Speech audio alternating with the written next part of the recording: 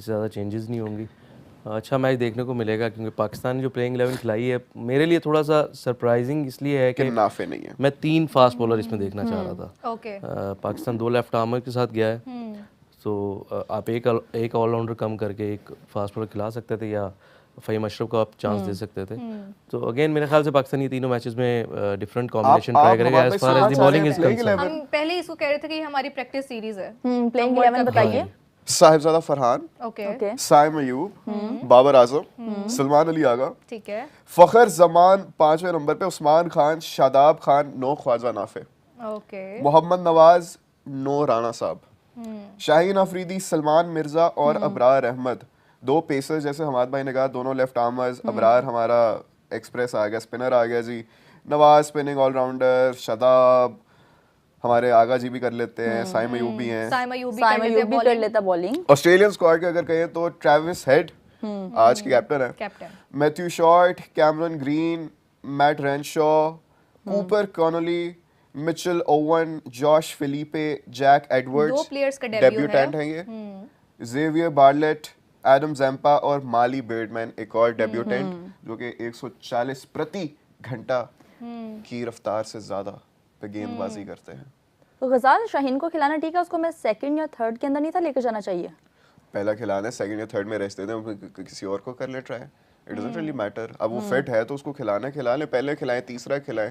पहले मेरे ख्याल से इसलिए क्योंकि वो चाह रहे कि पहला मैच जरा हम तगड़ा खेले जीते और फिर उसके बाद हम दूसरों को जरा मौका दें। So it's okay. तो ख्वाजा नाफे क्यों नहीं है? हम लोग कहते हैं ख्वाजा नाफे होगा, ख्वाजा नाफे बहुत एक्सपेक्ट कर रहे थे कि हम उनके ख्वाजा नाफे बिल्कुल सामने देखने में को हमारे मिलेगा स्क्वाड आ हमें। गई। इसमें अगर ख्वाजा नाफे होते तो बड़ा बेहतरीन हो जाता। मैं तो ये प्रेफर करता कि उस्मान की जगह ख्वाजा नाफे होते अगर पहले मैच में तो, लेकिन it is what it is. अच्छा, ये इस वजह से तो नहीं कि उस्मान खान का लाहौर में ट्रैक रिकॉर्ड अच्छा है, इस वजह से उन्होंने नाफे को ड्रॉप कर दिया? उस्मान खान का नेसेसरीली कोई इतना तगड़ा ट्रैक रिकॉर्ड तो नहीं है लाहौर में, पीएसएल में उसमें मुल्तान में उन्होंने रन्स किए हुए हैं, इतने रन्स नहीं है लाहौर में। लेकिन जब इंटरनेशनल उसकी बात होती है, अगर आप यही देखें, अगर ये चीज़ सोचते होते तो एशिया कप में उस्मान खान नजर आते हैं हमें, क्योंकि उन्होंने तो सारी क्रिकेट दुबई में खेली है, अपनी यूएई में खेली है। तो ऐसा नहीं है, मेरे ख्याल से उन्होंने एक सीनियरिटी के बेस पे पहला मैच, जैसा गजाल ने कहा कि जीतना चाहते हैं, तगड़ा खेलना चाहते हैं। आगे आने वाले मैचेस में हम तीनों दिन नए डेफिनेटली खेलेंगे, वो ख्वाजा नाफे भी खेलेंगे और आप बॉलिंग में भी डिफरेंट कॉम्बिनेशन देखेंगे। मुझे ऐसा लगता है कि टॉप 4-5 आपके चेंज नहीं होंगे। हाँ, वो चेंज हम भी नहीं देख रहे। हो सकता है कि इसी तरह से जाए, और ये भी हो सकता है, एक्सपेक्टेड ये भी है कि अगर खुदा ना खास्ता साइम अयूब या साहिबजादा में से कोई परफॉर्म नहीं करता तो हम ये भी शायद हो सकता है देखें कि ख्वाजा नाफे ऊपर आपको, लेकिन हमें उसके भी ओपनर खेलते चांसेस हुए कम नजर ही आए। लग रहे हैं।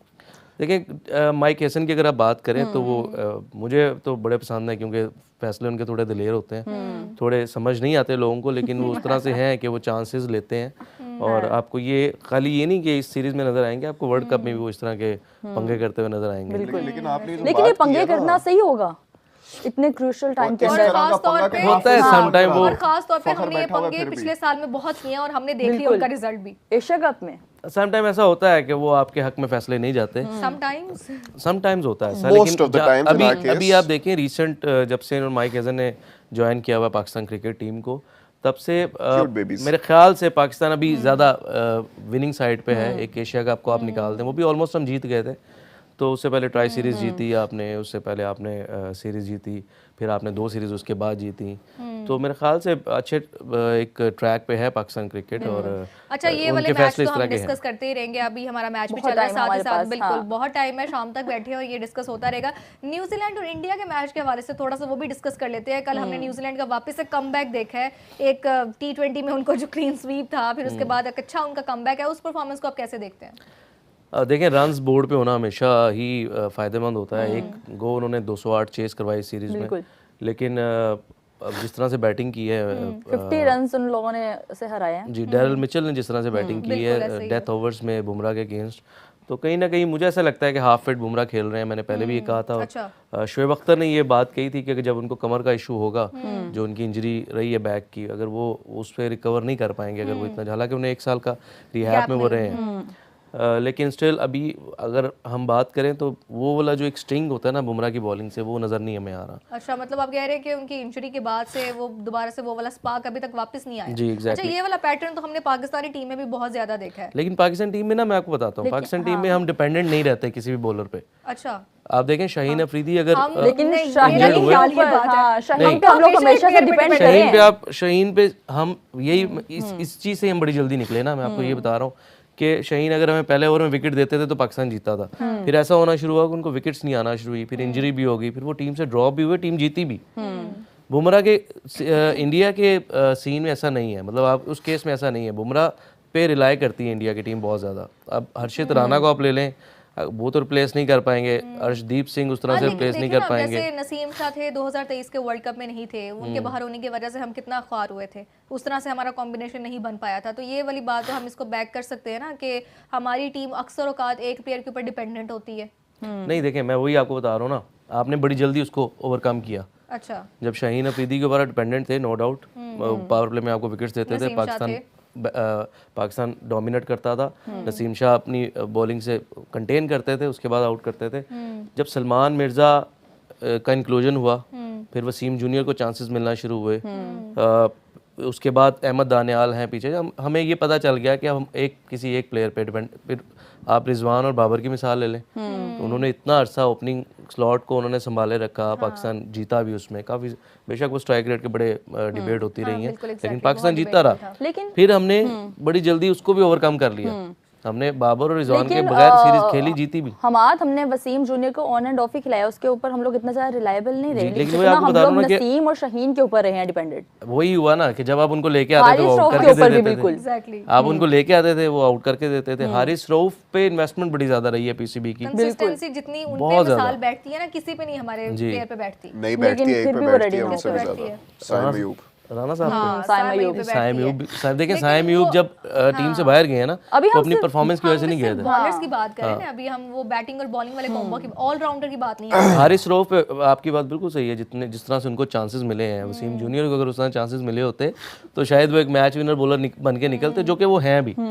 मेरे ख्याल से भी आप सलमान मिर्ज़ा एक मुझे ऐसा लगता है कि जो यॉर्कर लेंथ पे बॉल कर सकते हैं, लेकिन उसके अलावा पाकिस्तान पूरे सेटअप में वसीम जूनियर ऐसे हैं जो विकेट को टारगेट्स करते हैं और यॉर्कर लेंथ पे बॉलिंग भी करते हैं, रिवर्स भी बॉल उनका होता है, पेसी भी हैं, एक्शन भी बड़ा ज़बरदस्त है, आपको फील्डिंग में भी जान मारते हुए नजर आते हैं। और अल्हम्दुलिल्लाह उनकी इंजरी का भी कोई ऐसा मामला नहीं है, फिट भी हैं। तो मुझे ऐसा लगता है कि जितनी उसमें इन्वेस्टमेंट की है, मेरे ख्याल से शाहीन अफरीदी अगर गुड लेंथ के ऊपर वो बॉल करते हैं तो उनसे ज़्यादा डेंजरस बॉलर मेरे ख्याल से कोई नहीं है। सलमान मिर्ज़ा इसलिए ज़्यादा डेंजरस हो जाते हैं गुड लेंथ पे या थोड़ा बैक ऑफ लेंथ पे बॉल करते हुए कि वो निपी बॉलर हैं, एक्शन उनका इतना हाई आर्म नहीं है, थोड़ा सा वो नीचे से ही आते हैं, तो वो थोड़ा सा ना जो निपी ग्रिटी बॉलर है वो एक तो 140 क्लिक वो करते हैं, उसका बॉल जब उनका बैट्समैन को अंदर आता है ना, खास तौर पे लेफ्टी की बात अगर हम करें तो थोड़ा सा मुश्किल होता है टैकल करना, जिस तरह की वो बॉलिंग करते हैं। और अगर आपका इसके बारे में क्या कहना है इतना? इसको मैं कंक्लूड, अगर श्रीलंका जैसी विकेट्स जो है ना, श्रीलंका ये तो अभी पाकिस्तान में तो खेल रहे शायद इस तरह से उनको मदद ना मिले, लाहौर में उन्होंने आउट किए हुए, लेकिन श्रीलंका जैसी जो विकेट्स हैं वो सलमान मिर्ज़ा को बहुत सूट करेंगे। सही, सलमान मिर्ज़ा को। और हमने पहले T20 में देखा भी था जब वो खेले थे, वो 4 आउट किए थे शायद, 3 या 4, और उसमें वो बैक ऑफ द लेंथ भी वो जो कराते हैं उसमें भी जब वो वेरिएशंस भी अपनी ले आते हैं ना, वो काफी अनप्लेएबल रह जाती है वो। सलमान मिर्ज़ा ने अपनी बेस्ट इनिंग्स जो खेली हैं, सलमान अली आगा ने अपनी बेस्ट इनिंग्स खेली हैं ऑस्ट्रेलिया में, श्रीलंका में खेली हैं, 14 बॉल्स के ऊपर उसने पता नहीं काफी अच्छे स्कोर्स बनाए थे। हाँ 45 या 46 करके one hit away from the joint fastest 50 45 yes.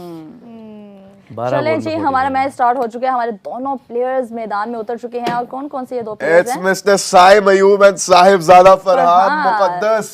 It's about to go down. My throat might not allow me, but I will fight it and I will bring the energy because Saim Ayub से बहुत ज्यादा उम्मीदें हैं गजाल हमें। अब देखते हैं कि क्या साइम अयूब हमारी उम्मीदों पे पूरा उतरेंगे या हमें वापस से निराश करके जाएंगे और अपनी बॉलिंग से हमें थोड़ा सा खुश कर देंगे। रुक जाओ, रुक गए। It's match time. पहली इनिंग स्टार्ट होने लगी है। हमारा हमेशा ये होता है कि हम एक सवाल पूछते हैं कि पावर प्ले में कितना स्कोर होगा और कितनी विकेट्स जाएंगी। सबसे पहले हमाद। ठीक है, हमाद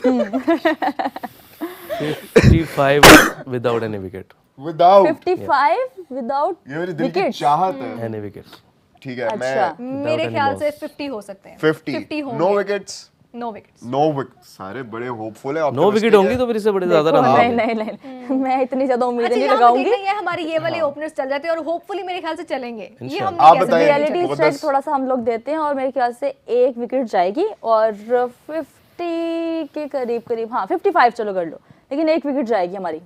आपने मेरे दिल की बात छीन ली, लेकिन इसलिए अब मैं 55 नहीं कहूंगा, 56 for 1। 56 for 1। और what about the wicket? Wicket जाएगी 1 विकेट 1 हाँ 1 4 1।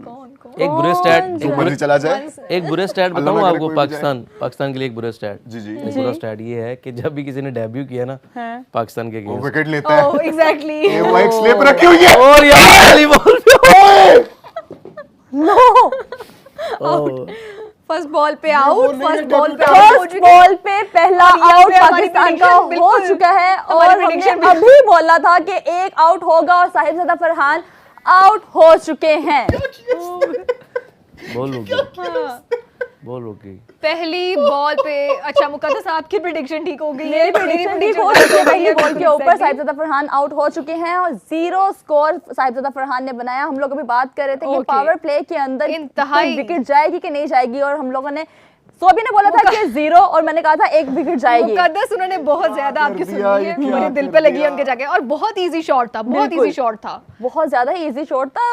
सोबी अभी इतनी जल्दी नहीं जाना चाहिए था। हमारा मैच का स्टार्ट ही अगर पहले आउट से हो रहा तो मुझे हम इतनी बाकियों से उम्मीद क्या नहीं थी उम्मीदें कि लगाएंगे। मुकद्दस की जो बात है वो इतनी जल्दी सच हो जाएगी। क्योंकि सोबिया मुझे पता है इनसे ज्यादा उम्मीदें हम लोगों को नहीं लगानी। बाद में यही कुछ होता है। गजाल, गजाल क्या विकेट जा करेंगे इस चुकी है, क्या एक और जाएगी कि नहीं? मुझे पूरी उम्मीद थी विकेट जाने की, लेकिन इतनी जल्दी पहली गेंद पे जाने की तो मैंने भी खैर कोई उम्मीद नहीं। आगा जी आ गए, बाबर नहीं आया, आगा जी आए। हमाद भाई, the captain has taken the charge. उन्होंने कहा कि भाई अब ये जरा तो हम 50-55 की उम्मीदें छोड़ दें अब जरा। नहीं अब इस वक्त तो कर सकते हैं, कर सकते हैं अभी। वो जिस फॉर्म इंटेंट से आए होंगे मेरे ख्याल से तेजी खेलने हैं, पावर प्ले लूटने ही आए हैं वो। आगा जी पावर प्ले लूटने आए हैं या हमारे दिलों को चूर अभी चूर करने? 1 आउट रहेगा, अब कितना आउट रहेगा पावर प्ले में? नहीं हम चेंज नहीं कितने करते, विकेट्स रहेंगे? हम चेंज नहीं करते। रन्स तो मैं इतने ही कहूंगा अभी भी बिल्कुल मत खोलना, ना खोलूं मैं, नहीं खोलूं बिल्कुल भी मत खोलना। नीचे 15 करके कुछ आने लग गया कि 15 को क्या होगा। 15 फरवरी को आपके टीवी टूटेंगे, दिल टूटेंगे, आपकी जुबान लड़खड़ाएगी। अच्छा गजाल आप ये बताओ कि अभी हम पावर प्ले की बात तो कर रहे हैं, लोएस्ट स्कोर कितना है पाकिस्तान का पावर प्ले में 14 और हाईएस्ट कितना है? 14 लोएस्ट